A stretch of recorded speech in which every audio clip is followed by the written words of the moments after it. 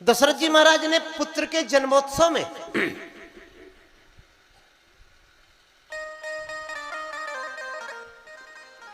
विवाह के अवसर पर, जन्म के अवसर पर, कोई मांगलिक अवसर पर हमारे यहां दान करने की परंपरा है।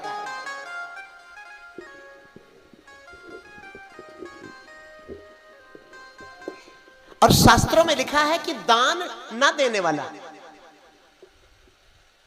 दान कोई अधिक धन होने से नहीं दे पाता है, दान मन में त्याग होने से व्यक्ति दे पाता है। कि आपके मन में कितना त्याग है। समय रहने से कोई कथा नहीं सुन पाता कि खूब समय है तो चलो कथा में बैठे।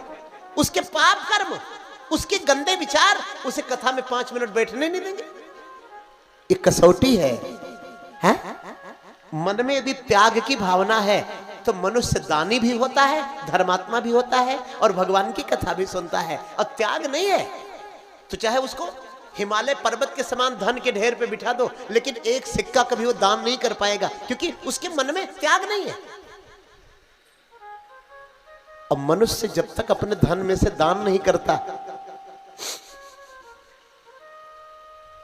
तो जैसे गधे के पीठ पर एक बोरी चंदन लदा होने से कभी वो थोड़ा सा घिसकर अपने मत्थे में लगा नहीं पाता उस चंदन को, उसी प्रकार ये मनुष्य धन का उपभोग न कर पाता है, न यह धन उसे शांति दे पाता है। इसीलिए आचार्यों ने, संत महात्माओं ने दान का विधान बताया था।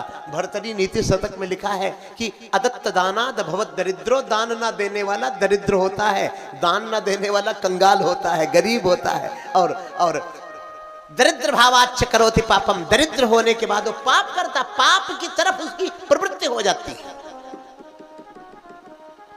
तो किसी को दान दे दे। हाँ? किसी ने भी रंगीन कपड़ा पहन लिया हो, बेस बना लिया हो, आपसे कुछ मांगे, आप उसको दे दे।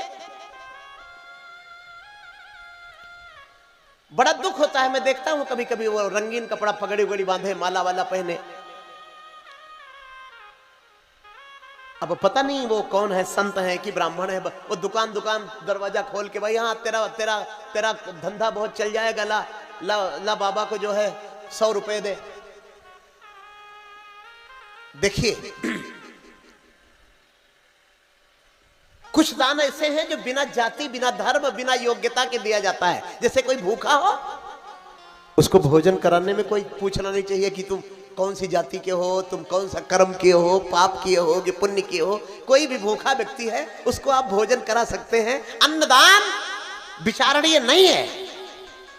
कोई प्यासा है उसको आप पानी पिला सकते हैं, कोई ठंड में ठिठुर रहा है उसको आप कंबल उड़ा सकते हैं। ये 2-3 तरह का दान कुछ देखने के लायक नहीं है। लेकिन कोई कहे मैं 500 गायों की गौशाला चलाता हूं, आप मुझे 5 लाख रुपए दान करिए, तो जरूर पता लगाइए कि गौशाला है कि नहीं है। सतपात्र दानाच्च भवेत् धनाढ्यो, धनाढ्य भावाच्च करोति पुण्यम। तो श्री महात्मा दशरथ जी महाराज ने भगवान श्री राम के जन्म के समय इतना दान दिया कि सर्वस्व दान दे दिया।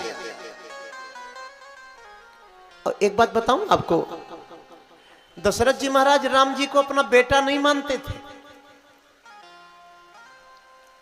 किसी बाप का प्रेम कभी किसी बेटे के चरणों में नहीं हुआ। आप इतना तो आप सब जानते हैं कि बाप का प्रेम बेटे के चरणों में नहीं होता। लेकिन दशरथ जी महाराज के लिए लिखा है कि उनका प्रेम राम जी के चरणों में था। बोलो जय श्री हरि।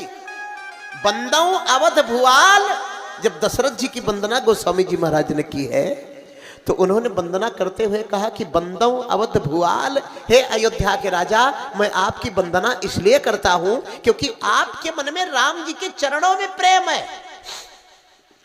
ये कैसा बाप है भैया कि अपने पुत्र के चरणों में प्रेम है। पहली बात तो पुत्र मानते नहीं थे राम जी को, और राम जी को सीधे ईश्वर मानते थे। क्योंकि जब राम जन्म होता है और अयोध्या वासी दशरथ जी महाराज से कहते हैं कि महाराज बधाई हो, आपके घर में बेटा हुआ, तो दशरथ जी महाराज बोले मेरे घर में बेटा नहीं हुआ है, मेरे घर में बेटा नहीं, मेरे घर में पुत्र नहीं आया है, मेरे घर में परमात्मा आया है। चौपाई में तो यही लिखा है। राम जाकर नाम सुनत सुबोई मोरे ग्रह आवा प्रभु सोई। राम जाकर नाम सुनत सुबोई मोरे ग्रह आवा प्रभु सोई। जाकर नाम सुनत शुभ होई मोरे ग्रह आवा प्रभु सोई।